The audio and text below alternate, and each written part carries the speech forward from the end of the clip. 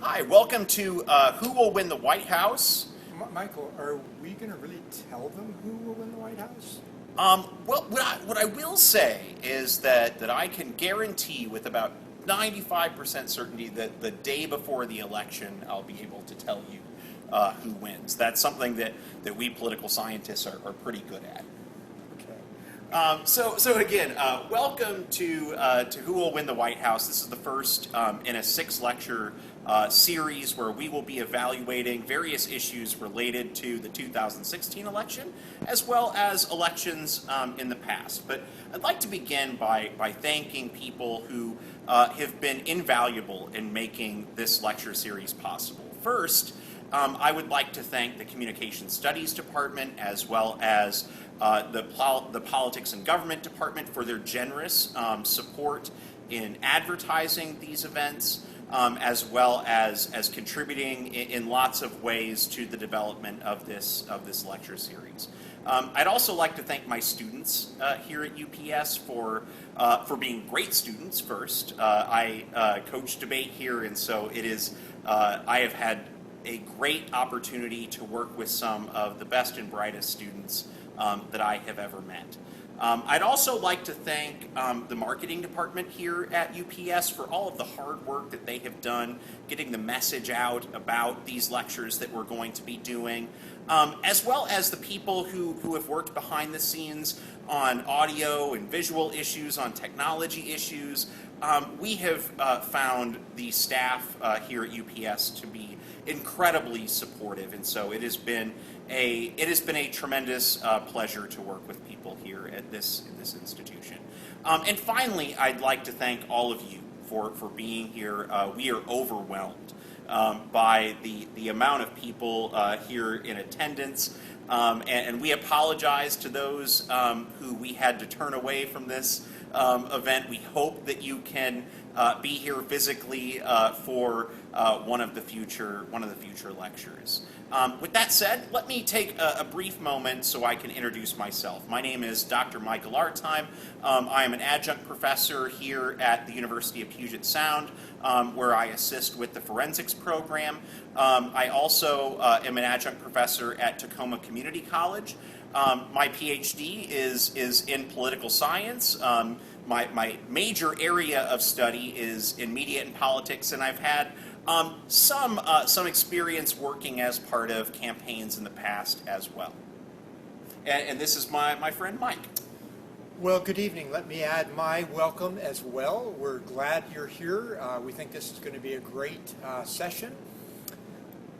You know, I graduated from University of Puget Sound 40 years ago, and I remember having classes in this very room, so it brings back a lot of memories.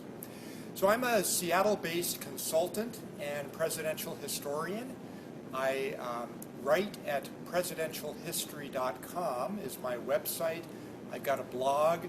I have video resources there and other resources with links. One of the things that I've added to the website is a tab for 2016 election resources. So there's a lot of good websites you can go to kind of keep up on what's going on. And if you're interested in presidential history, you can sign up for a free email subscription to my presidential history blog. Let me give you a really quick overview of what it is that we hope to accomplish in these next 6 lectures. First and foremost, we want this space to be a nonpartisan space. We want everyone, regardless of your political views, to feel welcome here. And so we will try not to overtly declare our own partisan biases, and we hope that as you listen to people who might disagree with you, that you can do so in a respectful and civil manner.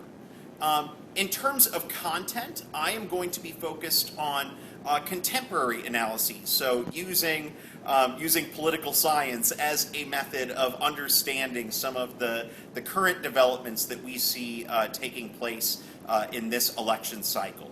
And we're going to get some help from Mike, who is going to provide us with historical context, a way to understand how we can situate this 2016 election in our history, in the long history of elections in this country.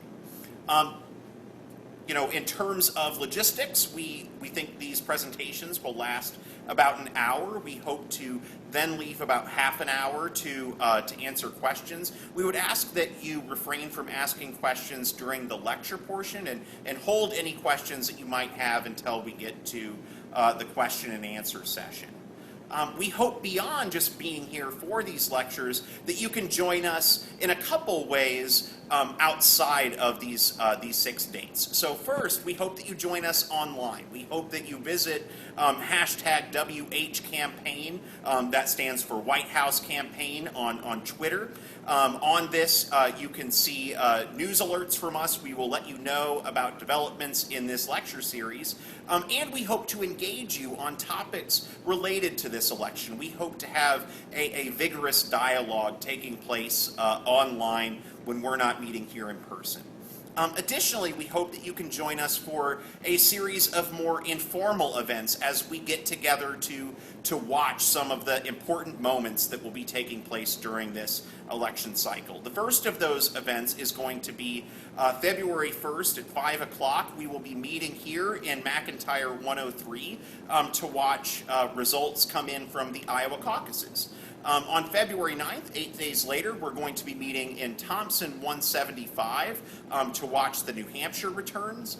And on March 1st, which is Super Tuesday, we'll be watching the results come in from 12 states in Thompson 175 as well. And what we hope is that these are more informal gatherings where we will come together. We won't have anything specifically planned out, but we will get here together and develop community and have good discussions and, of course, watch exciting moments unfold before us. These 6 lectures will also be available on video.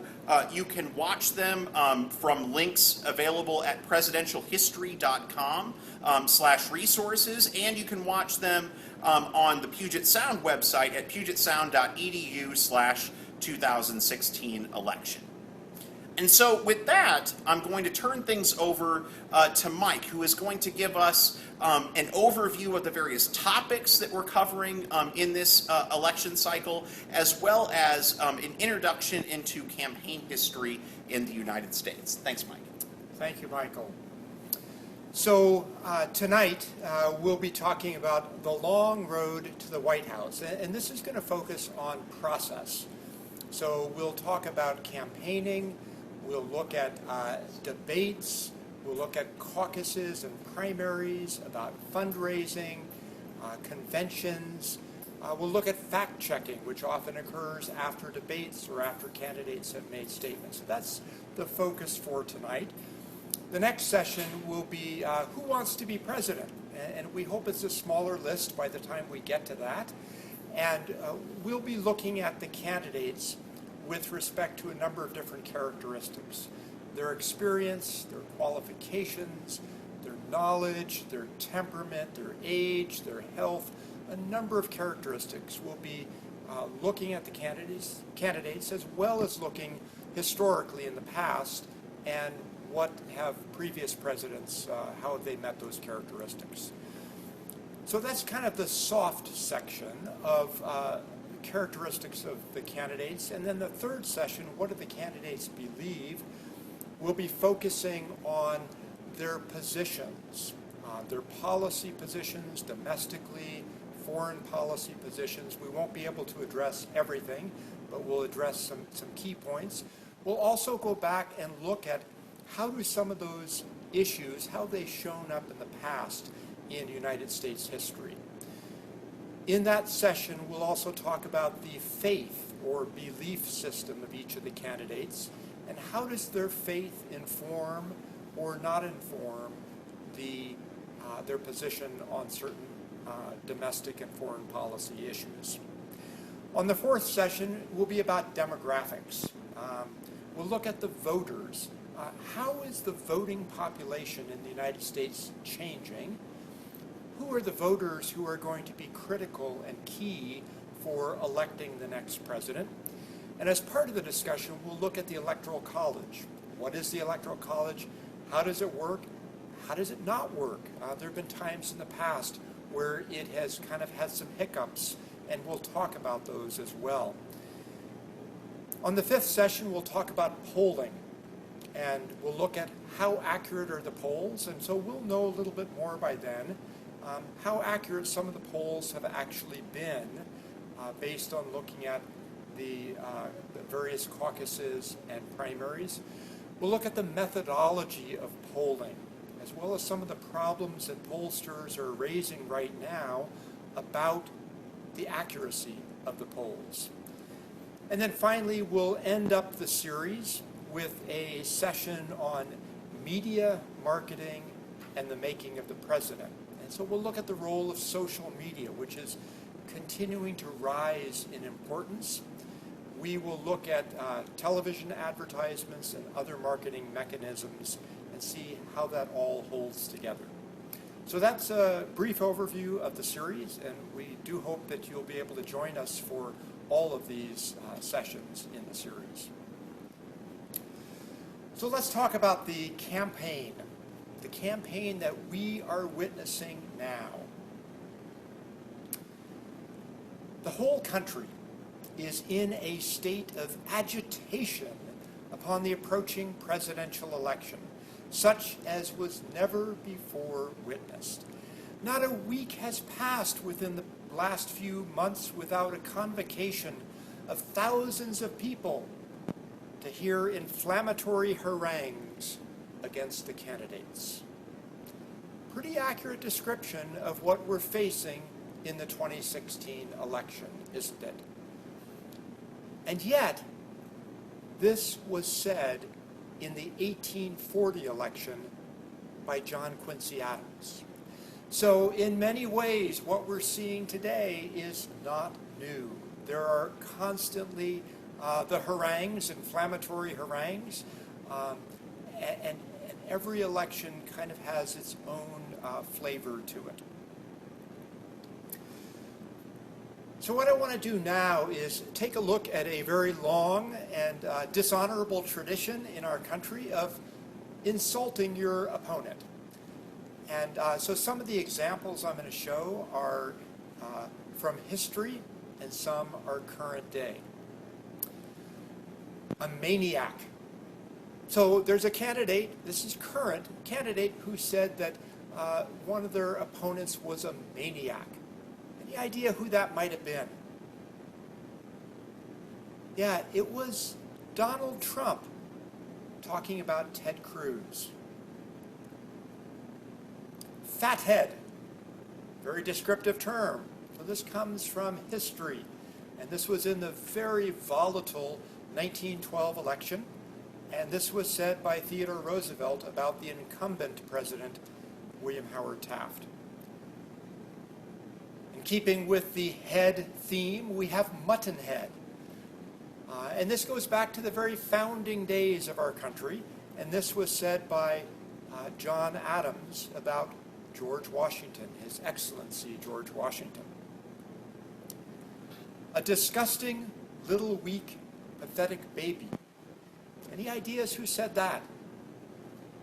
That's a current campaign statement, and that was said by Donald Trump about Martin O'Malley. And finally, a gibbering idiot. So this didn't actually happen during the campaign, but right after the campaign. Happened in 1932. Franklin Roosevelt had just defeated incumbent President Herbert Hoover, and they held a transition meeting in the White House to talk about what Franklin Roosevelt needed to know. They met for about an hour, and at the end of the meeting, Hoover said privately to someone about Roosevelt that he was a gibbering idiot. So we see this constantly. So this is something we'll talk about at the beginning of each of our lectures. We'll have some examples of presidential and candidate insults. So here's our agenda for tonight: campaigning, fundraising, primaries, caucuses, conventions, debates, and fact-checking. So one of the interesting things about the history of campaigning is candidates didn't used to say very much at all. Well, actually, that's fairly common today, too. A lot of times they speak in generalities, don't they? And so in 1840, William Henry Harrison was running for the presidency, and he said as little as he could, so much so that he was a general that he was dubbed General Mum. So he was mum on all of the issues because he did not want to insult any constituency. 1860, Abraham Lincoln did the same thing. He didn't want to write or speak anything upon doctrinal points because he was afraid that his position would be distorted by the opposition. We go to 1868, and we continue the theme of not being very specific. Ulysses Grant is running for president, and the press dubbed him a deaf and dumb candidate. He failed to issue any statements about any policy matters. So when we look at campaigning, we see that a lot of times candidates have not been very specific, but candidates did not used to even campaign for the presidency. It was deemed undignified to campaign for the presidency. Now, one of the first active campaigns occurred in 1840. So I mentioned William Henry Harrison a moment ago, and his in 1840 was one of the first active campaigns. Now, Harrison was an older candidate. He was 67 years old when he was campaigning. He would be 68 years old at his inauguration. He was inaugurated, gave the longest inaugural address on history, and a month later died in office, the first president to die in office.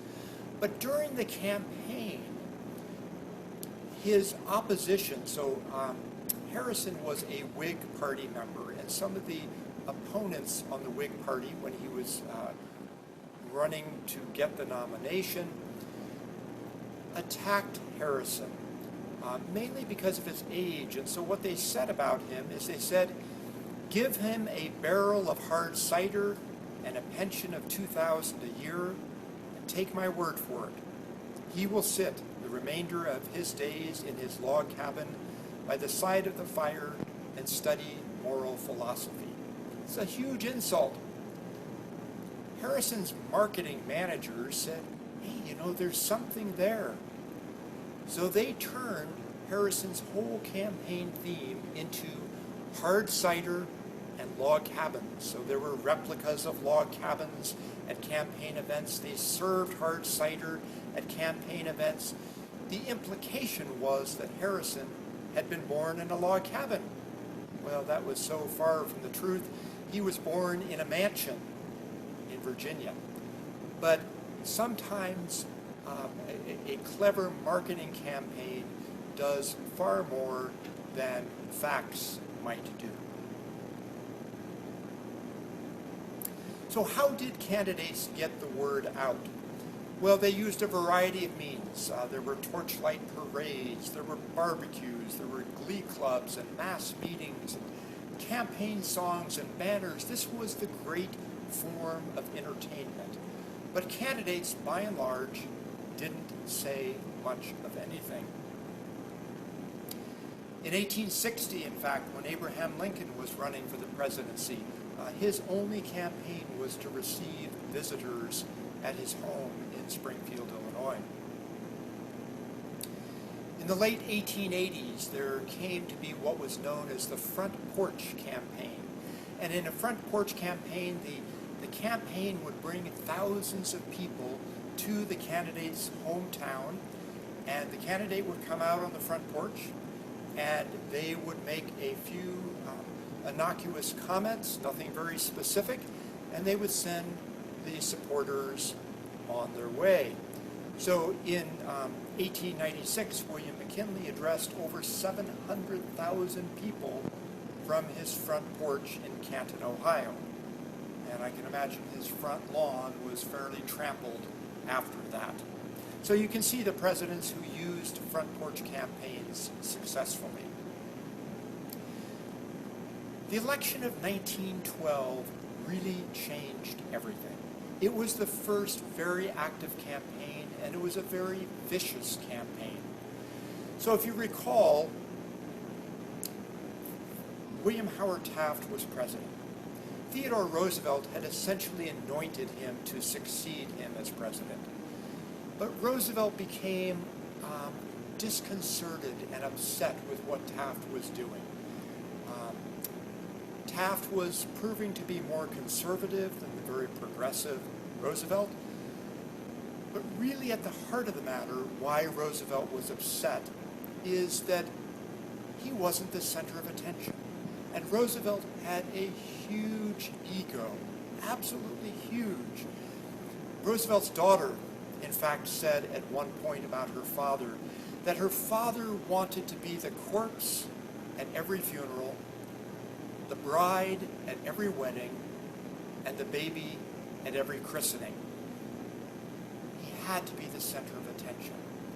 So Roosevelt declared that he was going to run against Taft for the Republican nomination.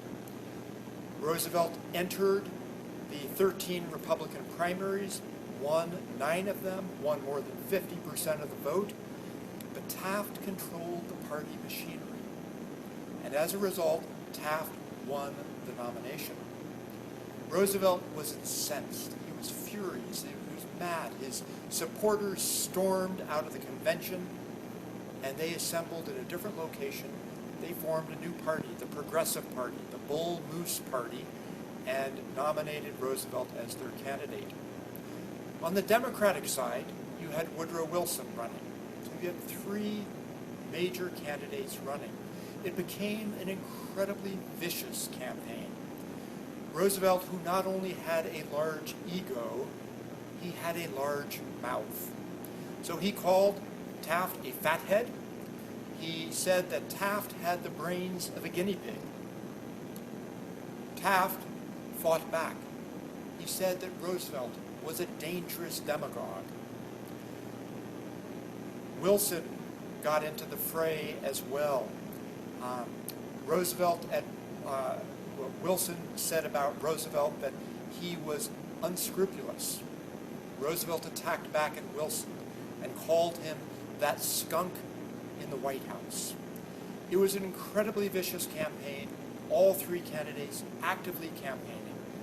At the end of the day, of course, Roosevelt and Taft split the Republican vote, and Wilson won the presidency.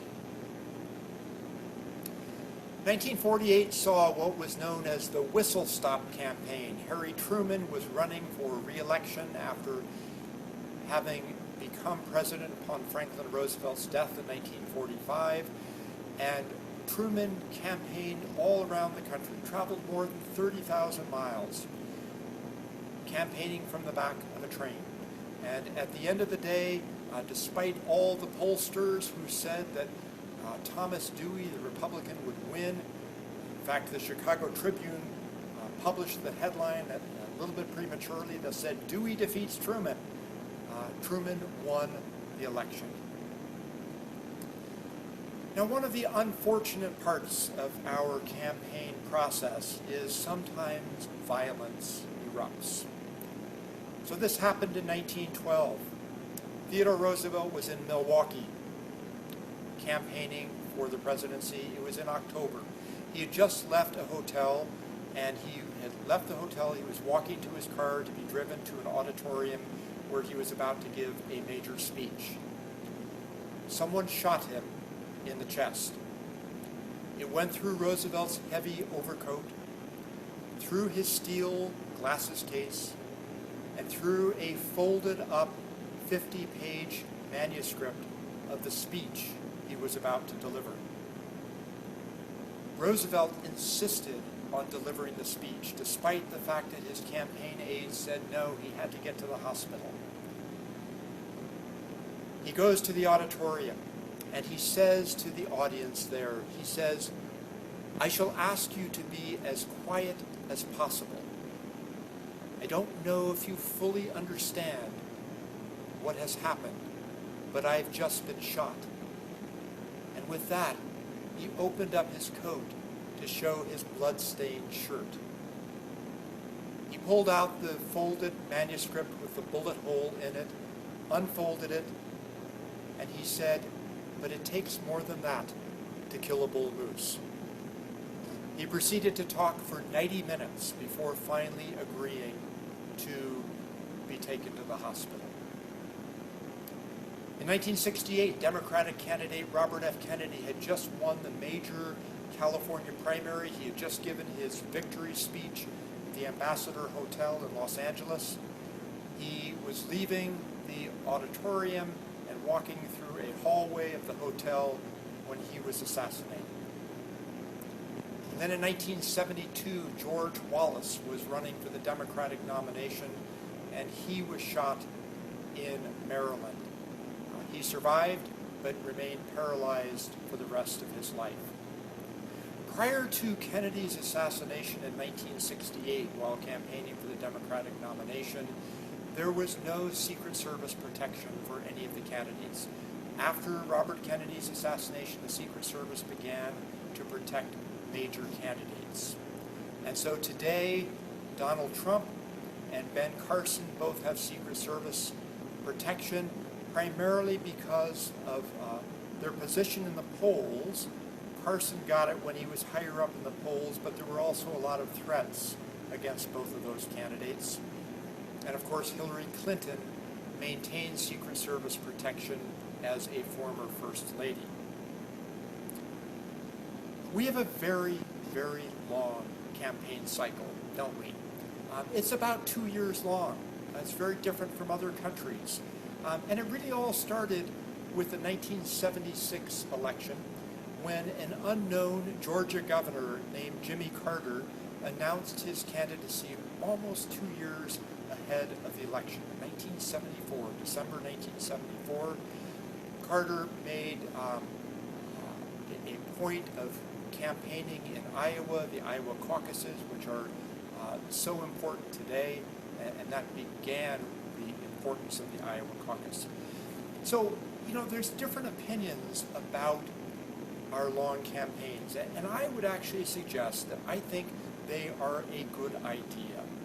And I would suggest that for two reasons. First of all, I think it gives us a better candidate or better candidates because they have the opportunity to try out their words, to try out concepts, to get better educated, because we want the candidate who wins the presidency to walk into the Oval Office on their first day and really have a fairly good grasp of the issues. If we only had a 6-week campaign, they would not be as knowledgeable.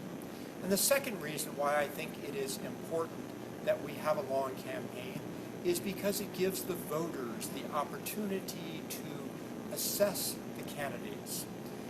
I think voters sometimes flirt with one candidate or another. It's a nice, shiny object. They say, oh, let's go with that candidate. And then they find out some of that candidate's weaknesses and they go to somebody else. So over time, candidates are in fact tested. And that testing is an important part, and it only comes out over time. If we had a short campaign cycle, there's a lot of these that I'm concerned, these issues that would not come out. So we want to move now to talk about fundraising, and Michael will tell us the ins and outs of fundraising. Michael? Thanks, Mike. This is one of the difficult parts of being a political scientist. Mike gets all of these really great, interesting historical moments to recap for us, and then I have to talk about the systematic process of fundraising in a presidential election. So I'll try to make it as exciting as possible. And you probably didn't know this, but you're here on a very important day in American history. This is the birthday of Citizens United. Citizens United is 6 years old today, so I imagine that many of you after today's event are going to go home with your family and reflect on how lucky you feel that you can contribute as much as you want to political campaigns and perhaps donate some to your favorite political candidate in the wake of this evening's event. But for those of you who aren't familiar with Citizens United, Let me tell you a little bit about it. So Citizens United was decided 6 years ago today, and in that case, the Supreme Court argued that, in a 5-4 decision, argued that organizations like corporations or unions should be able to use general treasury funds inside their organizations to fund political activities. And it was really an affirmation of this idea that has existed in campaign finance debates, that money equates to speech.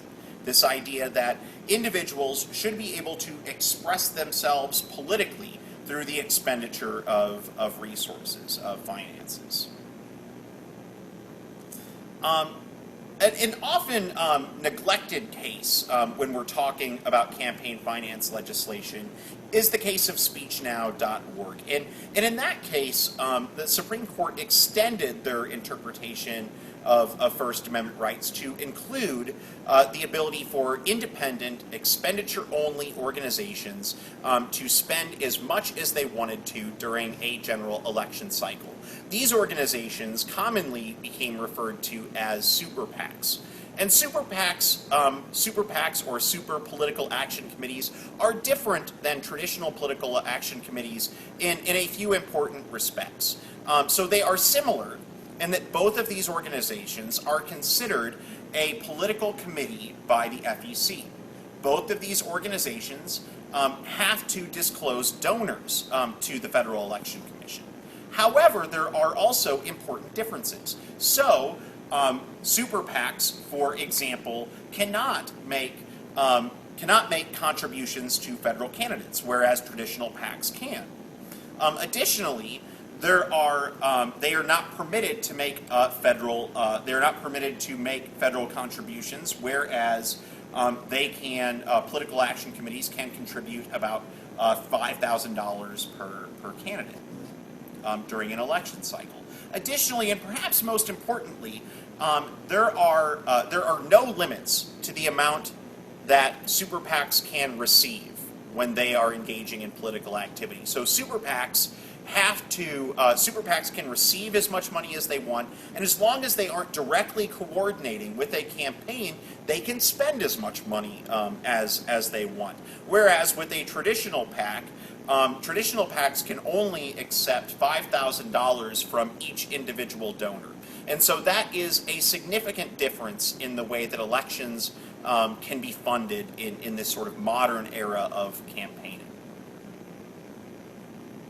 And so I want to show you a quick video, and I'll talk about how this video relates to our understanding of current and contemporary campaign finance issues.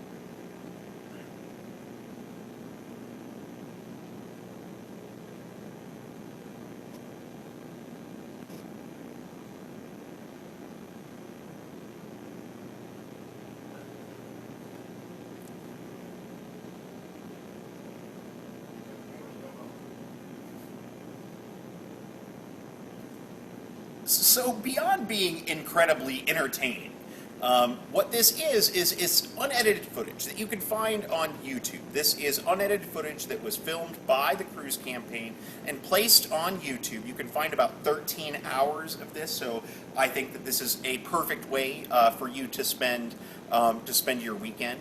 But the reason that the Cruz campaign put these videos online is because it is a way to indirectly communicate to these super PACs. So as I was saying before, super PACs cannot coordinate directly with campaigns. So campaigns have tried to find unique ways that they can engage with their super PACs. So the Cruz campaign, for example, puts this footage online, and then the idea is the super PAC will hopefully go find this footage and then use this footage to create advertisements in support of Cruz for president.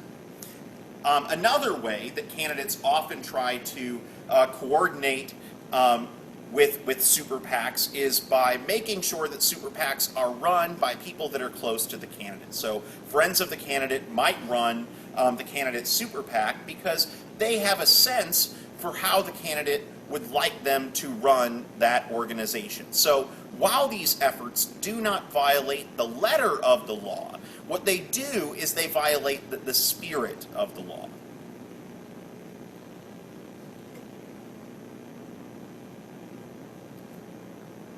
Another often neglected case that is incredibly important to modern campaign finance is the McCutcheon decision. So before this decision, individuals were only allowed to give a certain amount of money per election cycle. What the McCutcheon case said was that individuals could essentially contribute the maximum allowable amount to as many candidates as they would like. And so what you had was situations where large wealthy donors established a whole array of super PACs. And they contributed the maximum amount allowable to each of these super PACs. So, for example, someone could set up 10,000 political action committees where they were allowed to give the maximum amount allowable, which is $5,000, and they would be able to contribute $50 million during that election cycle. And they could certainly contribute far more than that. But what essentially this means is that limitations on spending don't matter. Essentially, it is incredibly easy to spend as much money as you want to during an election cycle. Likewise, it is easy to, if you would like, hide the fact that you are donating to candidates. So what you can do if you're interested in making sure that people don't find out that you have donated during an election cycle is that you can give money anonymously. You can give up to $5,000 if you're an individual, or a single corporation can give $1 million. You could write your checks to a 501c organization, a 501c4, 5, or 6. These are tax-exempt nonprofit groups that are regulated by the IRS. These groups do not have to identify who their donors are, and these organizations can then write checks directly to a super PAC. The super PAC then only has to report money that was the money that was donated to them by the 501c4, 5, or 6 organization, and does not have to say where that organization received their donations. So, in essence, people can give money to super PACs without ever having those donations exposed. Additionally, there has been the emergence of what's known as dark money. And that is when these 501c4 or 6 organizations contribute money during an election cycle on behalf of the candidate. Now, again, they are not allowed to coordinate with campaigns, but they are allowed to advocate as much as they want to on behalf of a candidate as long as that coordination doesn't take place. The real problem with this, and the reason that they say that this is dark money, is first of all, again, these organizations do not have to disclose their donors. Additionally, unlike super PACs or traditional PACs, they are not regulated by the FEC. They are regulated by the IRS. And because of that, they don't have to disclose their own spending for over a year. And so that is after the election cycle has already taken place. So the idea is that these these groups can, as long as they don't spend more than 50% of their money on political efforts, as long as they don't meet that threshold, they can spend as much money as they want to. And they don't have to disclose where they're spending their money to for a long period of time, and they don't have to disclose where they received their money from. And so you can see why this is causing a lot of people who are concerned about the role that money plays in the political process, why this is causing them a great deal of anxiety. This is translated to a development which we noticed a couple months ago, where about half of the money that was contributed during this election cycle was contributed by only 158 families. They had contributed about $186 million. And so what you had is a small group of people contributing disproportionately to the election process. Another interesting fact about these individuals who are donating is that it is not simply that they are all part of the same general families, but it's also that they are living close to each other. So what you'll see here is a map. This is a map of a neighborhood in Houston known as River Oak. This is a very wealthy neighborhood, but you can see 8 of those 158 families living in very close proximity to each other. So you have the Kinder family who donated $2 million, the Ansnary family who donated $2 million, you have the McNair family who donated $2 million. And so not only do you have a small group of families who are donating disproportionately to the election cycle, but also these families live in close proximity to each other in some of the wealthiest neighborhoods in this country. Likewise, as the power of individual wealthy donors increases, that means that the support of these individuals is that much more important. So you have situations such as this, known as the Adelson primary, where you have lots of Republican candidates seeking the support of Sheldon Adelson, who is a very wealthy casino mogul in Las Vegas. Essentially, this is some sort of bizarro version of The Bachelor, where you have lots of Republican candidates just hoping to spend a few minutes trying to appeal to Sheldon Adelson. At this point, he has yet to formally support any of the candidates in the 2016 election. If we look at the amount that candidates are currently spending during the election cycle on advertising, I think there's some really interesting developments. You have a candidate like Jeb Bush, for example, who has spent $58.8 million so far advertising in the 2016 election, most of that money coming from his super PAC, where he is receiving $55.9 million in order to engage in these advertising efforts. Closely behind him is Rubio with $32.6 million spent on advertisements, $21.1 million of that coming from his super PAC. Interestingly, you have candidates like Sanders and candidates like Trump who are running as anti-establishment candidates and who refuse to establish PACs, or who refuse to take money from political action committees, and that is certainly an interesting development in the wake of all of these different changes that we're seeing in the way that campaigns are financed. If we look at poll numbers, though, we can seriously ask questions about the degree to which these campaign contributions are changing the dynamics of the race. So if we look, this shows changes in poll numbers between October and January. What you see is candidates like Donald Trump and Ted Cruz both saw a 10% increase in their poll numbers.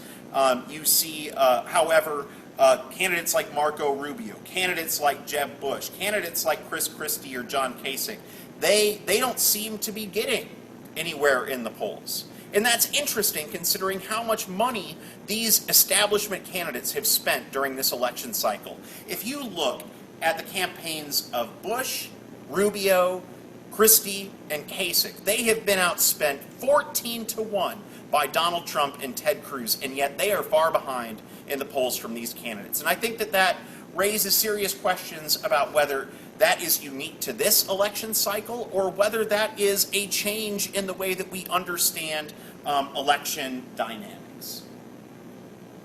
And so as we have thought about fundraising for campaigns, what we need to know is, what are they fundraising for? And so Mike is going to give us a little bit of historical background, explaining how primaries and caucuses have changed over time. Thanks, Mike. Thank you, Michael. So I want to think about the history of primaries and caucuses and how candidates end up getting nominated, because it's really been an interesting shift over time, and that shift has shifted power away from the elite to the people. So let's take a look at what's happened. Initially, the way in which a candidate was nominated for president was through a congressional caucus. So what this means is members of Congress would sit down and meet, and they would make the decision on who to nominate for president. So you've got the elected leaders, the powerful, making these decisions. Around 1828, that power began to shift away from Congress toward state legislative caucuses. And then we started to see the rise of political parties. We remember that there were no political parties at the beginning, at the founding of our nation. And so we had caucuses became part of that process. Conventions, the first political convention was in 1832. And then in the early 1900s, we started to see the rise of primaries. So this is this shift from the elite to the party and now to the people. And one of the interesting things we're seeing is the party is not very happy with what some of the people are doing. So the political establishment, whether that's the Republican establishment or the Democratic establishment, we hear comments and concerns about what candidates are leading in the polls. So primaries have served a very important role in selecting our candidates. And you could say, you could argue, that without primaries, John F. Kennedy would never have been nominated in 1960 because he was Catholic. And there was a stigma against Catholics at the time. You could also say that Ronald Reagan never would have been nominated in 1980 because he was too old. He wasn't really part of the political establishment either. Barack Obama probably never would have been nominated because he's black. But through the primaries and the popular support that he got, he won the Democratic nomination. We could ask the question today about Donald Trump. Donald Trump is a populist, clearly not the favorite of the Republican establishment, and it's yet to be seen how he does in the primaries and in the caucuses. So I want to think about the role of the Iowa caucus and the New Hampshire primary, the very first votes that are taken in the process to get delegates to go to the national conventions. So if we look at the Iowa caucus, for the Republicans, we see that over the last 40 years, they have about a 60% accuracy rate. So in other words, 4 times in the last 40 years, the candidate selected in the Iowa caucus did not go on to become the nominee. And interestingly, 2 of those times occurred in the last 2 election cycles in 2008 and 2012. So we've yet to see, and we'll know very soon, what happens in the Iowa caucus. On the Democratic side, the Democrats have about an 80% accuracy rate with the Iowa caucus. So only twice has the candidate who has won the Iowa caucus not gone on to win the Democratic nomination. In New Hampshire, which has the first state primary, actually New Hampshire has a state law that says that they must be the first primary in the nation. So if another state comes up with an earlier date, New Hampshire moves their primary earlier than that. So both Democrats and Republicans have about an 80% accuracy rate in the New Hampshire primary.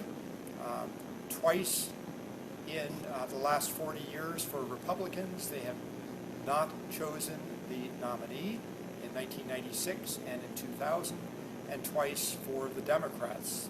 They have not chosen the successful nominee. Now, we can look at historical data and say, you know, that might be an indication and a reflection of what might happen in the future, but we really don't know. We've seen a lot of very unusual things about this particular campaign, and so we don't know whether the winner of the Iowa caucus and the winner of the New Hampshire primary is in fact going to end up winning the nomination of those parties. Michael, tell us a little bit about what is going on currently with the primaries and caucuses. Yeah, absolutely. So in terms of what to expect in the coming weeks and months, so the first in the nation voting is going to happen in Iowa on February 1st. We're going to see caucuses for both Democrats and Republicans on that night. And 8 days later, on February 9th, New Hampshire will vote in the nation's first primary. On March 1st, we have Super Tuesday. That is where the most number of states on a given day are going to be voting. That is going to be 12 states, and we're going to anxiously watch as these states make their decisions. And on June 14th, we're going to see the last primary in the process, the primary that is held in the District of Columbia. The likelihood is that by that time, we will have a good feeling for who the nominees for each of the major parties are going to be. But there's the chance that that won't be the case. And Mike is going to talk about that in a little while, so don't leave yet. One of the things that is true about primaries and caucuses in the United States is that they have increasingly moved earlier and earlier into the election year. And so if we look to the past, what we can see is that in 1976, the majority of the majority of the voting in primaries and caucuses happened in May. So after April. What you see today is that the majority of voting is occurring before May, and actually is occurring in March. And so what we see is that these candidates are having to campaign earlier and earlier in the process. And that really began in 1970, in 1972, when Iowa decided to move the date of their primary to January. And they did so because it was going to take them a long time to publish results. So they had an old mimeograph machine, and they needed to print records to deliver to the state convention, which was held in May. So it was really a logistical reason that they moved their campaign earlier in the process. And correspondingly, in the next presidential election, Jimmy Carter took note of this development and thought that it was going to be important to campaign early and often in these first states as a way to develop momentum. And since that time, we've seen candidates mimicking that strategy. And that speaks, at least in part, to the rise of money in politics. So it's certainly not the only cause, but it is a contributing factor. So what needs to happen today, if you are going to be a successful candidate, you have to be ready to go at the start of the election year. So when voting occurs, voting happens fast and furious in a way that it didn't happen in the past. And because of that, you need to have a strong organization. You need to have people working on behalf of your campaign throughout the United States. And that takes money, and that takes time, and that takes organization. And so the rise of these two-year campaigns is really a necessity in a world where primaries and caucuses happen at an earlier date. Now, when we think about primaries, there are a few different types of primaries that states choose to use during a presidential election cycle. First, there are closed primaries. These are primaries that are only available for members of a party. So if you are a Democrat, you can vote in the Democratic primary. If you are a Republican, you can vote in the Republican primary. There are open primaries, and this means that you can select which primary you want to vote in. So if you are a Republican, but the mood strikes you and you decide that this year you're going to vote for the Democratic primary, then you can choose to do so. There are also semi-closed primaries, and these are closed primaries for those who identify with the party. So Republicans are voting in the Republican primary, Democrats are voting in the Democratic primary, but unlike closed primaries, independents, or those who haven't identified with the political party, are free to choose which primary they want to vote in. If we're looking at caucus states, here's a really simple list of the states that are going to be caucusing in this election cycle.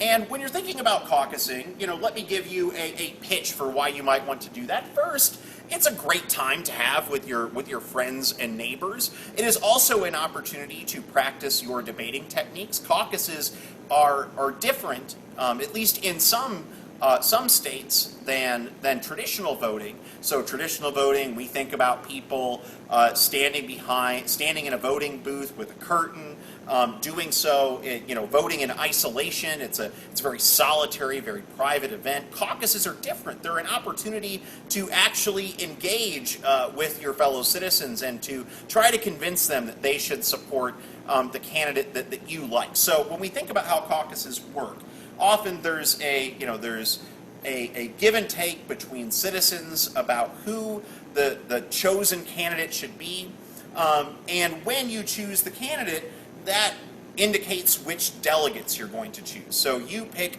citizens who are going to reflect the decision of the caucus, who then go on to the county or the state, and eventually the national convention, where they will cast their vote on behalf of the candidate chosen by people in their caucus.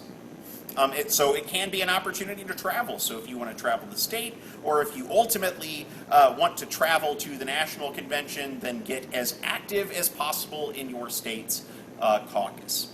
In Washington state, there is a caucus for Democrats. That caucus occurs on March 26th.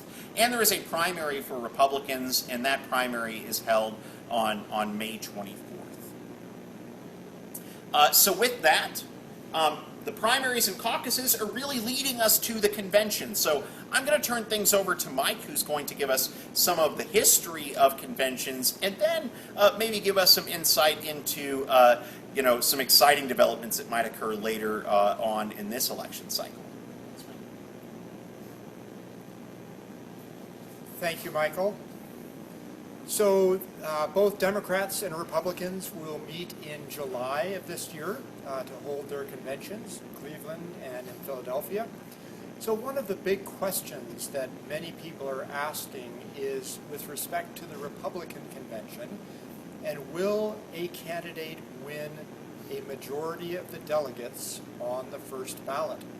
So in order to win the nomination, on the Republican side, they need to get 1,237 votes or delegates on the first ballot. Now, we've got so many different candidates, a dozen Republicans running for the nomination right now, that one of the issues that is of concern is that there may not be anybody who has the majority on the first ballot. What that would mean is on the second ballot, most of those delegates would be free to vote their conscience, which means this is what we call a brokered convention. And in a brokered convention, what would happen is there would be a lot of political pressure brought to bear on individuals, on state delegations. There would be a lot of horse trading going on, a lot of drama. And in fact, the convention could decide to nominate and vote for somebody who wasn't even running, who was not one of the announced 12 candidates. Now, there's an interesting online calculator at realclearpolitics.com. You can see the website here, where they end up entering in the names of all the states, all the delegates, and you can go in and put in what percentage of votes do you think each candidate is going to get in each state. It also has a default so that you can default to the Real Clear Politics average of about a dozen different polls. So you could just default to that and see what happens. So I went ahead and I did that calculator, and I assumed that I used the Real Clear Politics poll averages, which shows for Donald Trump that he's got about 34.5% nationwide. I also used the Iowa and New Hampshire averages for Real Clear Politics, which are slightly different. They don't have their averages out for other states yet. And when I do that in the calculator, it shows that Trump would win the nomination on the first ballot with 167 votes to spare. Now, I don't know totally how accurate that online calculator is, because each state has an incredibly different and complex set of rules on how they allocate their delegates. So some states, the delegates are assigned based on winner take all, so whatever candidate wins a plurality of the votes in that state would get all of the delegates for that state. Some are proportional, and so they'd get a percentage of the votes. Some have thresholds, minimum thresholds that they must meet before they get any delegates. And so it's really variable, and then there's combinations of all of those. So with all of the different Republicans in the race, this kind of dilutes the impact of voting, and it does raise the specter of a potential brokered convention. Which leads us to the fact and the question of whether or not some of the parties, the Republicans and or the Democrats, might change some of their rules for the 2020 election. Because in a crowded field like we have now, we may see one candidate who only gets a plurality of the votes in each state, but who nonetheless wins the nomination. Or we could see a brokered convention because nobody has a majority of delegates on the first ballot. Now, we may be starting to see some of this already in Colorado. Colorado has a caucus for the Republicans, but the delegates are not selected based on caucus results. Instead, the party officials will select faithful party members, and they will go to the Republican convention unpledged. So this is a shift back toward the party bosses, the party being more in control. And I talked earlier about how we've had this trend toward a more popular version of how candidates are selected. So it will be interesting to see whether this changes in the future. So the question comes up, have we ever had a brokered convention in the past? And in fact, in our history, many of our conventions have been brokered. In other words, the candidate has not won on the first ballot. So I've included just some of the examples here. If you go back to 1844, James Polk was what's called the first dark horse candidate, meaning he came out of nowhere. He was nominated on the 9th ballot. On the 7th ballot, how many votes did Polk have? 0. He had no votes from the 1st through the 7th ballot. The convention was deadlocked, and on the 8th ballot, Polk got 44 votes, and on the 9th ballot, everybody stampeded to Polk, and he won the nomination. 1852, Franklin Pierce didn't win the nomination until the 49th ballot, I'm sorry. In 1860, Lincoln won on the 3rd ballot. James Garfield in 1880 won on the 36th ballot. It took 46 ballots for Woodrow Wilson to win in 1912, 10 ballots for Warren Harding in 1920. Harding's nomination is sometimes characterized as the classic smoke-filled room. So the party bosses meeting in the middle of the night in a smoke-filled room to decide who would be a good compromise candidate to break the deadlock. Harding ended up winning. They said, you know, he looks like a president, doesn't have anything against him. They didn't do a lot of good vetting, however, because Harding had a number of sexual scandals in his background. But the record for a brokered convention came in 1924 for the Democrats, when it took 103 ballots for the very undistinguished John W. Davis of West Virginia to finally win the nomination, and he, of course, went on to lose to Calvin Coolidge. Franklin Roosevelt took 4 ballots. For the Republicans, the last brokered convention was in 1948, and that was Thomas Dewey winning on the 3rd ballot. For the Democrats, the last brokered convention was 1952, with Adlai Stevenson winning on the 3rd ballot. So 1952, 64 years ago, was the last brokered convention, the last convention where we did not see a candidate win on the 1st ballot. So this is something outside of the memory of most people, and it will be very interesting to see how the 2016 conventions play out. One of the other things about conventions is historically the candidate who was nominated was not at the convention. Today we're accustomed to the fact that candidates go to the convention and they give their acceptance speech, and conventions are a media extravaganza. But that was not always so. Usually what would happen is the candidate would wait until a delegation of party officials came to their home a week or 2 weeks after the convention to notify them that they had been nominated. Surprise, you've been nominated. So as an example, in 1920, Warren Harding accepted the nomination from the party officials who came to tell him about this from his front porch in Marion, Ohio. 1932, Franklin Roosevelt broke the mold.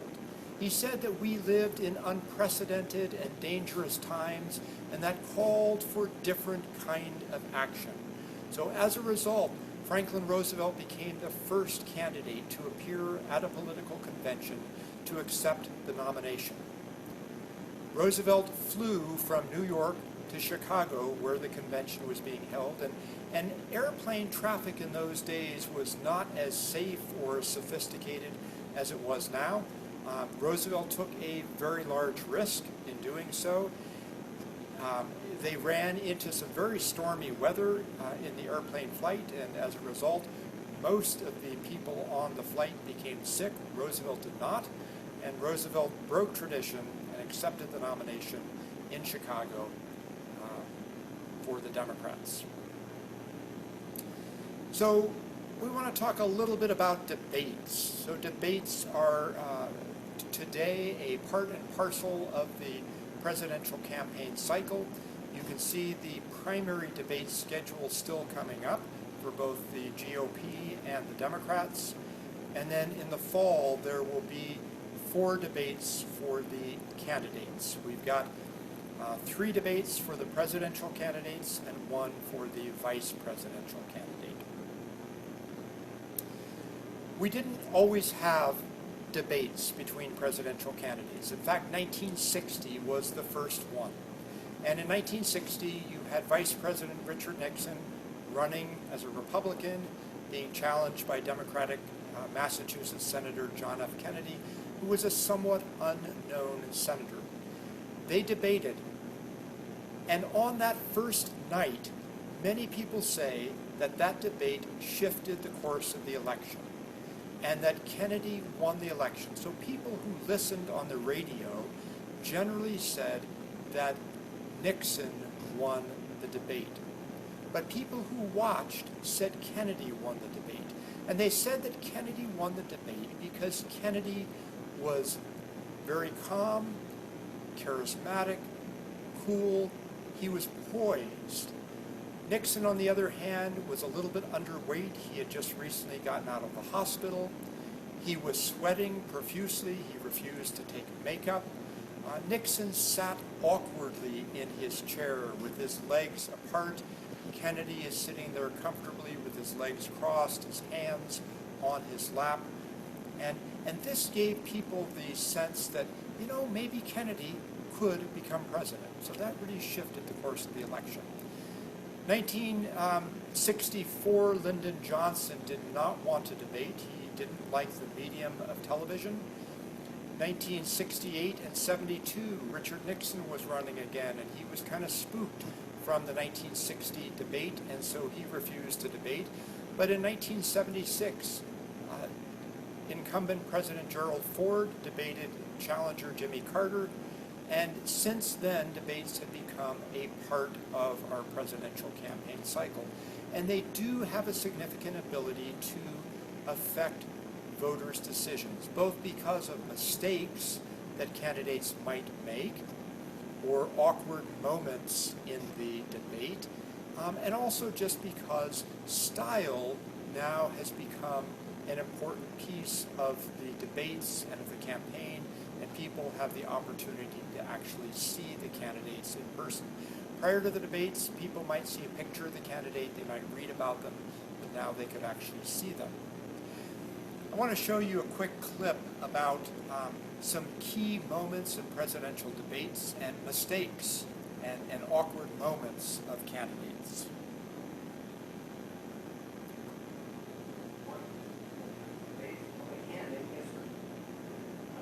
September 26, 1960 was held by presidential debate, signaling a new era where appearances matter more than ever, and gas, however small or magnified.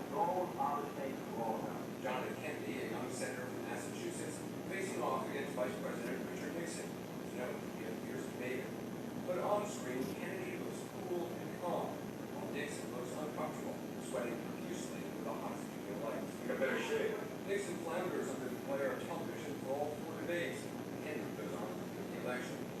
In 1976, President Gerald Ford makes this blunder in his debate with Georgia Governor Jimmy Carter. There is no Soviet domination of Eastern Europe, and there never will be under a Ford administration.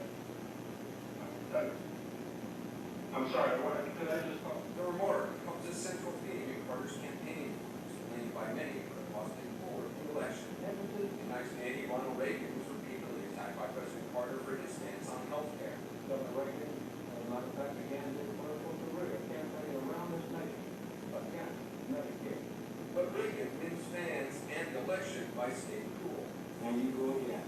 4 years later, President Reagan again uses humor to handle attacks on his aide during his debate with Walter Mondale. And I want you to know that also I will not make age an issue of this campaign. I am not going to exploit for political purposes my opponent's youth and inexperience. In the next election, Democratic candidate Michael Caucuses is asked this controversial question in his debate with Vice President George Bush. Governor, if Kitty Dukakis were raped and murdered, would you favor an irrevocable death penalty for the killer? No, I don't, Bernard, and I think you know that I'm opposed to death penalty all of my life. The public sees his answer as cold and dispassionate. That very night, his poll numbers dropped. During the 1988 vice presidential debate, Republican Senator Dan Quayle's comparison to John F. Kennedy elicits this blistering response from his opponent. Senator General Kennedy. Body language plays a part in the presidential debate in 1992. George H.W. Bush deliberately looks at his watch, pays for it, but the audience and voters see it as disrespectful. Here's differences. Body language makes a difference in the debate between Al Gore and George W. Bush as well. Gore sighs over and over again. Bush, the underdog, surprises by winning the debate. Gore's the election session. Both President Obama and Governor Romney are seasoned debaters, and experts say neither are prone to making major gaffes. But if there is one thing that history's taught us when it comes to presidential debates, respect the unexpected.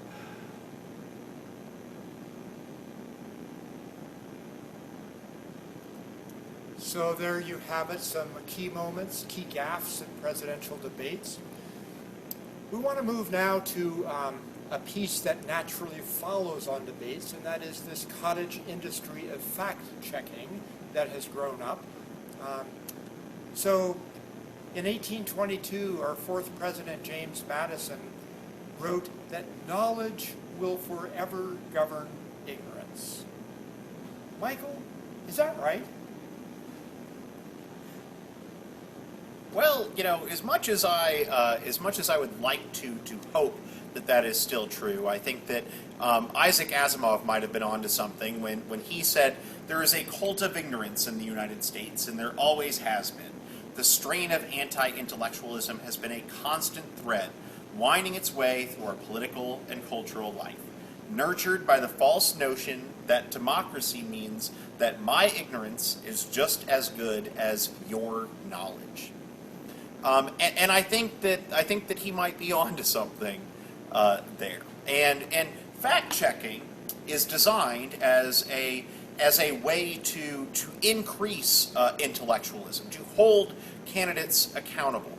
But there is a question as to whether or not it is successful at doing that. And so I want to present an example from this most recent Republican debate.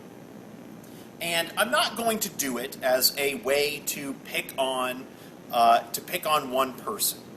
But I do believe that, like Daniel Patrick Moynihan said, that you were entitled to your own opinions, but you are not entitled to your own facts. And I think that one of the things that Mike and I want to do here is not necessarily, we're not going to be partisan, but we're also going to call it like we see it. And I think that in this last debate, the governor of New Jersey told a few whoppers.